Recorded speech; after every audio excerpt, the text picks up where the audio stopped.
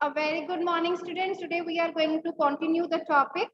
So before that, just have a quick recapitulation what we have done yesterday. Yesterday we studied about the food for the people in the cities or raw materials. These topics we have learned in the class. So जिसमें हमने various metals के बारे में पढ़ा था. From where did they get the metals? ठीक है, different areas थे जहां से वो मेटल्स को लेकर आ रहे थे. Some within the country, some were outside the country. हमने वहां पे प्रेजेंट डे लोकेशन पढ़ी थी. ठीक है. Food for the people in the city, जैसे हम इसको अपने प्रेजेंट टाइम के साथ भी हमने इसको डिस्कस किया था. Like we are also living in city. From where do we get all these things? From the farmers market तक लेके आते हैं. तो उसी तरह जो उस टाइम के जो लोग थे, रूलर्स थे, ट्राइब्स थे, क्राफ्ट पर्सन थे, उनके लिए खाना कहाँ से आ रहा था? The people those who were living in the villages, जहाँ पे वो कल्टीवेशन कर रहे थे. अब with the passage of time अब उन्होंने कई अलग अलग तरह की क्रॉप्स कल्टीवेट करना स्टार्ट कर दी थी. अगर हम हड़प्पन पीपल की बात करें, they started growing wheat, barley, pulses, peas, rice, sesame. तो इस तरह की कल्टीवेशन होनी स्टार्ट हो गई थी. And they also started using a new tool that is known as plough. आज के टाइम पे भी प्लो का यूज होता है, पर अब उसका जो एक तरह से एक उसको मॉडर्नाइज कर दिया गया. पहले के टाइम पे वुडन प्लो होते थे. धीरे धीरे हम ये भी पढ़ेंगे. तो जो ये वुडन प्लो है उसके आगे उन्होंने आयरन को फिक्स कर दिया था कि ताकि जो कोई हार्ड सरफेस होता है उसको भी अच्छे से डिग किया जा सके. ठीक है. इरिगेशन मेथड्स को फॉलो किया. They started rearing the animals. उन्होंने एनिमल्स को रियर करना स्टार्ट कर दिया. Along with that they also collected the forest produce. उसके लिए जैसे वो यहाँ पे आपके फ्रूट्स की बात की गई है. बेर they started collected. They also caught the fish, hunted wild animals. ठीक है. अब जो हमारा नेक्स्ट टॉपिक है, a closer look Harappan towns in Gujarat. ये एक तरह की केस स्टडीज हैं, वेरी मच इंपॉर्टेंट. इसके ऊपर आपको नोट भी आ जाता है. Write a note on Dholavira, write a note on Lothal. So these two Harappan cities, these Harappan cities कहाँ पे लोकेट करती हैं? These Harappan cities located in Gujarat. Gujarat में ये cities लोकेट करती हैं. Okay. Now the first thing is about the Dholavira location. जो ये cities हैं ये कहाँ located है? धोलवीरा was located on खातिर बेट in the run of Kutch. इसकी लोकेशन कहाँ है? गुजरात में ही है. जो खातिर बेट है, रन ऑफ कच्छ. अगर हम सिंपल बात करें, जब हम डेजर्ट एरिया की बात करते हैं बेटा, हम डेजर्ट को कहाँ पे लोकेट करते हैं? इन राजस्थान, है ना. राजस्थान, कंप्लीट राजस्थान नहीं, but some part of Gujarat is also under that deserted area, that is run of Kutch. जो run of Kutch का एरिया है वो हल्का सा हमारा डेजर्ट रीजन में आता है, बहुत स्लाइटली सा. तो जो ये धोलवीरा है, that was located in that area. अब इस सिटी की सबसे मेन बात जो समझने को होती है, this city was divided into 3 parts. अभी तक हमने क्या पढ़ा था कि जो हड़प्पन, सिंपल पढ़ा था कि जो हड़प्पन सिटीज थी that were divided into 2 or more parts. पर मैक्सिमम हमने 2 पार्ट्स के बारे में पढ़ा, सिटाडल के बारे में और लोअर टाउन के बारे में. अब ये दूसरी हड़प्पन सिटी से कैसे डिफरेंट है? How Dholavira was different from the other Harappan cities? Because this city was divided into 3 parts. Which 3 parts? Citadel, middle town, lower town. Citadel, middle town, lower town. अब इस टाइम पे क्या हुआ? जो रूलिंग क्लास थी वो उन्होंने सिटाडल में यहाँ पे रहते थे. मिडल टाउन में जो उनके ऑफिशियल्स थे या नोबल्स थे, रूलर्स के, वो रहा करते थे. और जो कॉमनर्स थे, they used to live in the lower town. In this way जो धोलवीरा है, that was different from the other Harappan city. और अगर आप इनके फीचर्स के बारे में बात करो, when we are talking about the features of Dholavira, तो यहाँ पे फर्टाइल सॉइल भी है. ठीक है. So there was a fertile soil, availability of fresh water. और जो ये 3 पार्ट्स थे, citadel, middle town, lower town, all these 3 parts were surrounded by huge walls. इनके चारों तरफ ह्यूज वॉल्स बनी हुई थी और एंटर करने के लिए बहुत बड़े बड़े गेटवेज थे.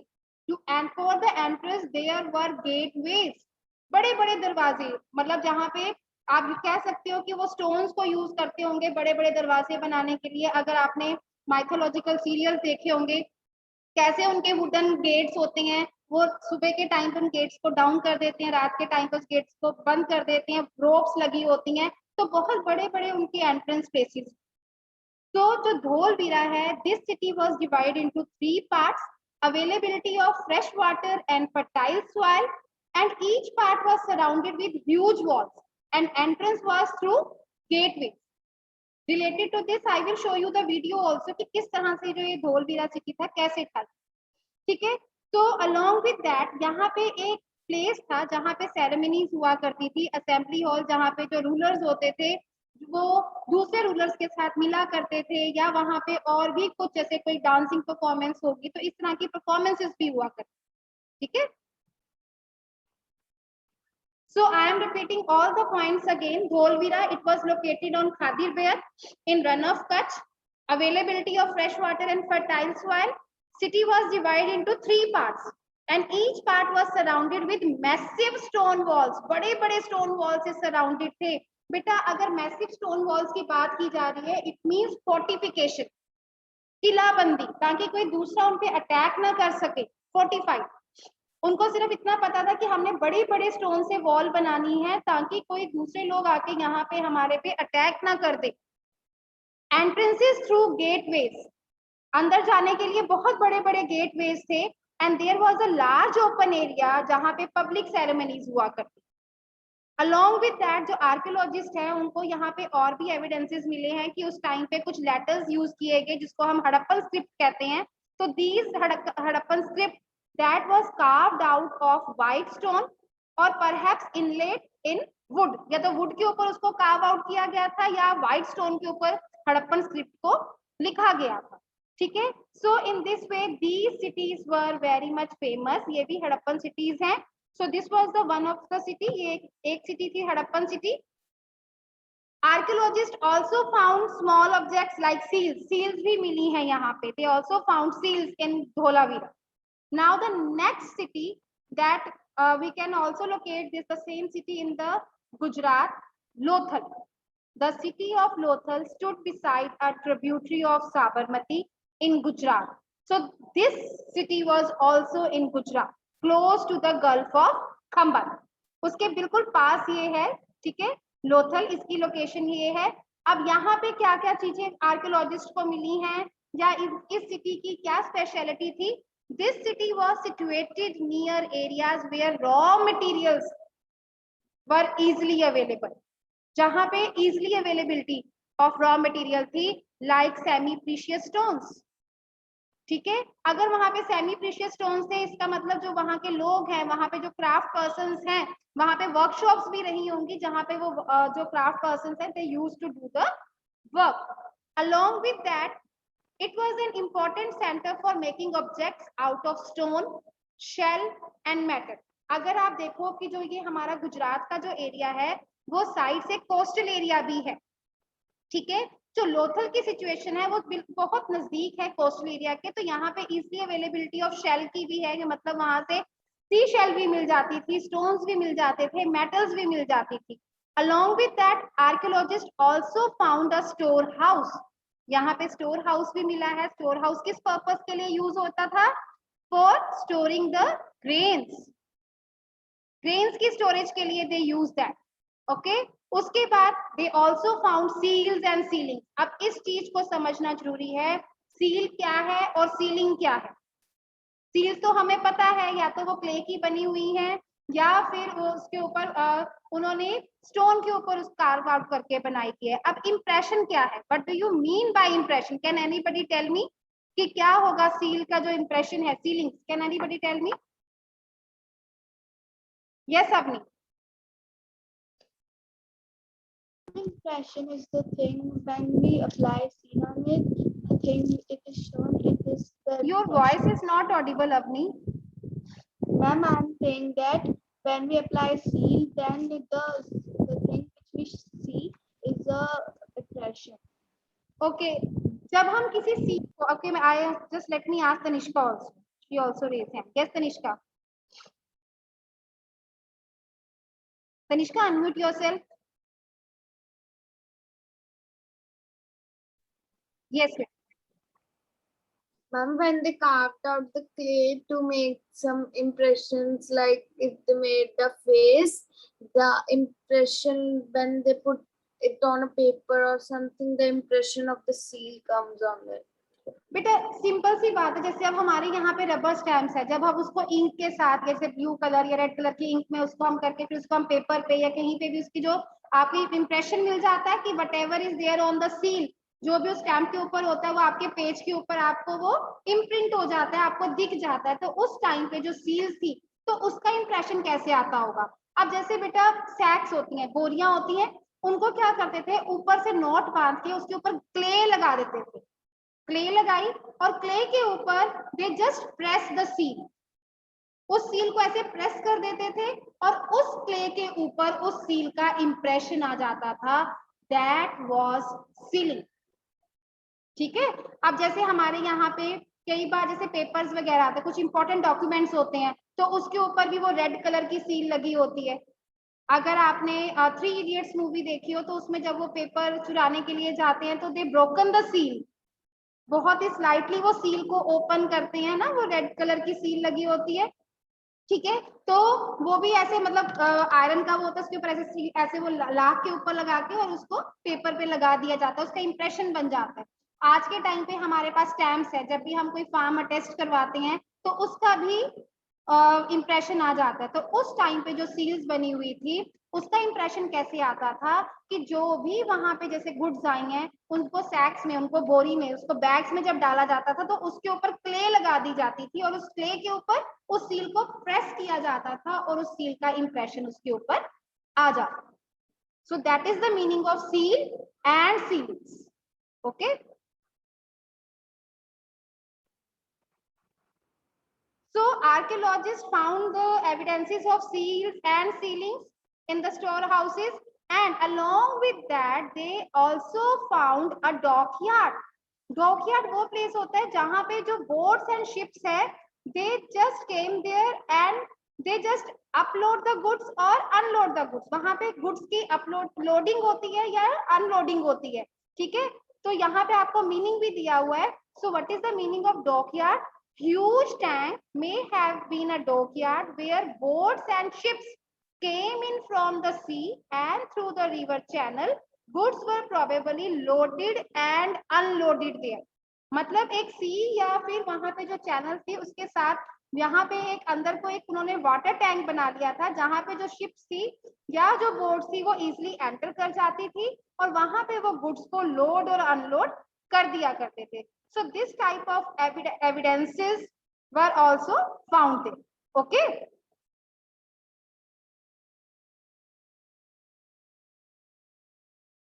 Now, so here is the meaning of जो आपको seals and sealings का, तो from here you can easily get that meaning. Seals may have been used to stamp bags. Bags के ऊपर stamp लगाने के लिए use होती थी, और packets containing goods that were sent from one place to another. ठीक है। After a bag was closed or tied, a layer of wet clay was applied on the knot and the seal was pressed on it. So the impression of the seal is known as sealing. I know with that the meaning of seal and sealings both will be clear to you. जो seal है that was used as a stamp, जो sealing है that is the impression of the seal. ठीक है। I think this will be clear to you कि what is the meaning of seal and what is the meaning of the sealing, very much clear to you. Okay. Now the last topic of this chapter. अभी हमने cities के बारे में पढ़ा, धोलवीरा के बारे में पढ़ा, लोथल के बारे में पढ़ा, very important topic.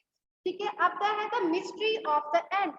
जो ये हड़प्पन civilization है इसका end कैसे हुआ, कैसे ये डिक्लाइन हुई, कैसे ये खत्म हुई, हड़प्पन सिटीज कैसे इनको खत्म, आप पूछ रहे थे ना कि मैम ये सिटीज कैसे खत्म हो गई थी।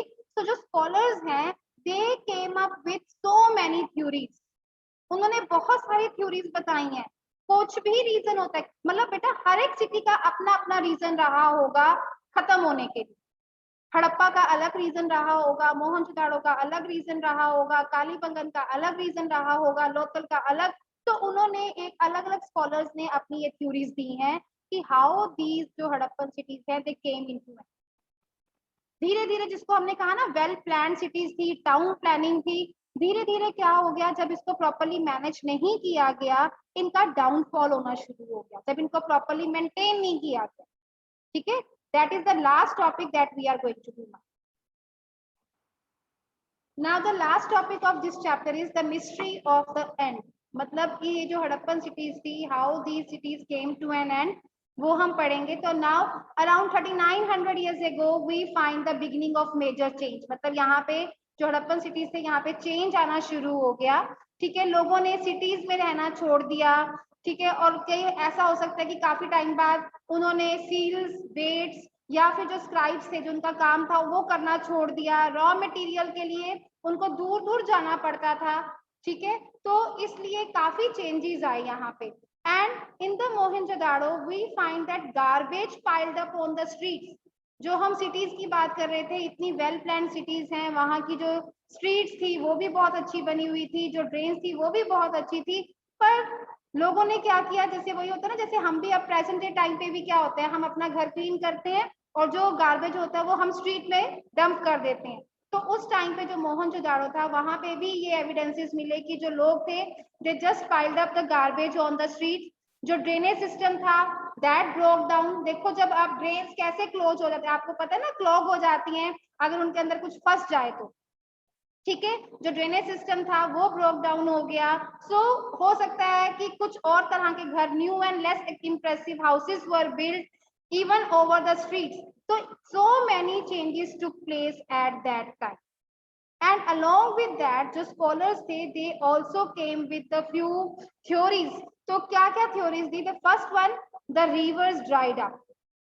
जैसे जहां पे भी ये सिविलाइजेशन थी, या जो मेन रिवर जैसे इंडस रिवर है, उसकी ट्रिब्यूटरी है, तो जहां पे भी वो आसपास रहा करते थे, जो भी रिवर वहां पे फ्लो करती थी, may be those reverse dried up, वो सूख गई हो. ठीक है, हो सकता है वहां पे फेमाइन का सिचुएशन हो, ड्रॉट की सिचुएशन हो, तो उस तरह की सिचुएशन आ गई हो. दैट्स व्हाई दो cities came to an end. There was deforestation. जब लोगों ने सेटलमेंट स्टार्ट कर दी, लोगों का नंबर इंक्रीज हो गया, तो उनकी रिक्वायरमेंट भी बढ़ने लगी. So why this was happened? Because of the fuel requirement. They need fuel. उस टाइम पे गैस वगैरह, एलपीजी तो यूज होती नहीं थी. सो उन्होंने क्या यूज करना शुरू कर दिया, they just cut down the trees for the fuel purpose. ठीक है, और अब हमने पढ़ा था कि they started using baking bricks. उन्होंने ब्रिक्स बेक करनी स्टार्ट कर दी थी. स्मेल्टिंग कॉपर ओर्स, मतलब कॉपर ओर्स में से they started extract the copper metal. Ores में से जब हम मेटल को एक्सट्रैक्ट करते हैं, दैट इज स्मेल्टिंग. तो उन सब के लिए उनको फ्यूल की रिक्वायरमेंट थी, तो उन्होंने लार्ज नंबर पे ट्रीज को कट करना स्टार्ट कर दिया. That might be one of the reason. Third reason, grazing by large herds of cattle, मतलब ओवर ग्रेजिंग. जो ओवर ग्रेजिंग हुई, that also led to the end of these cities. ठीक है, that जो overgrazing थी, that destroyed the green cover. और क्या theory दी? There were floods, like you have seen in the movie of Mohenjodaro. तो अगर आप मोहनजोदाड़ो की मूवी देखते हो, तो उसका एंड कैसे हुआ था? वहां पे बहुत ज्यादा हैवी रेनफॉल आ गई थी. रेनफॉल होने से जो वहां पे उन्होंने वो डैम जो उन्होंने बनाया हुआ था, वो भी टूट गया था, तो वहां पे फ्लड की सिचुएशन आ गई थी. तो so many theories are given by the scholars. चाहे रिवर्स ड्राइड अप हो गई, चाहे डिफॉरेस्टेशन, चाहे overgrazing, floods, so many theories are given कि इन सिटीज का एंड इन रीजंस के कारण हो सकता. और कुछ ना कुछ लोगों की भी गलतियां रही, जैसे आप उन्होंने कहा कि जो उनका ड्रेनेज सिस्टम था वो ब्रोक डाउन हो गया. ठीक है, स्ट्रीट्स पे गार्बेज का पाइल होना शुरू हो गया. तो so many other reasons were also. I think till here everything is clear to you. If you have any doubt, you can ask.